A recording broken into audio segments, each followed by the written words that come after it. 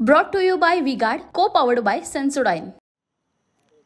पुण्यातील आज SSPMच्या मैदानावरती काँग्रेसचे नेते राहुल गांधी यांची महाविकास आघाडीच्या उमेदवारांच्या प्रचारार्थ जाहीर सभा जी आहे ती पार पडते। आजची पुण्यातली ही सभा जी आहे ती पश्चिम महाराष्ट्रातील राहुल गांधींची पहिली सभा असणार आहे। आपण पाहतोय की सभेची जोरदार पद्धतीने तयारी जी आहे ती करण्यात आलेली आहे।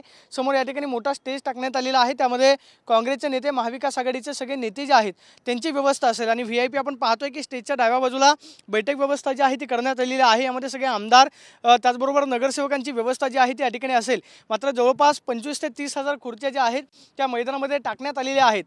पंतप्रधान नरेंद्र मोदी यांच्याकडून दिवसेंदिवस काँग्रेसचे राहुल गांधी आणि काँग्रेसवरती जोरदार टीका जी आहे ती केली जाते। 2 दिवसांपूर्वी पंतप्रधान नरेंद्र मोदी हे पुण्यामध्ये येऊन गेलेले होते।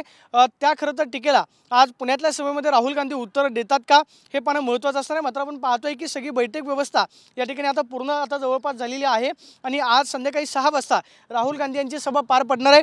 पुणे लोकसभेचे काँग्रेसचे उमेदवार रवींद्र धंगेकर, त्याचबरोबर बारामतीचे उमेदवार सुप्रिया सुळे, मावळचे उमेदवार संजोग वाघेरे आणि शिरूरचे उमेदवार अमोल कोल्हे यांच्यासाठी जी प्रचार सभा जी आहे ती काँग्रेसची असणार आहे। आणि आजच्या सभेमधून महाविकास आघाडी आणि काँग्रेसचं जोरदार शक्ती प्रदर्शन जे आहे ते पुण्यामध्ये पाहायला मिळणार आहे। मात्र 6 वाजता जी राहुल गांधी यांची सभा पार पडते त्या सभेची तयारी आता जवळपास पूर्ण झालेली पाहायला मिळते। कॅमेरापर्सन Sushant Raut, Pradeep Kapse, TV9 Marathi, Pune. Brought to you by V-Guard, co-powered by Sensodyne.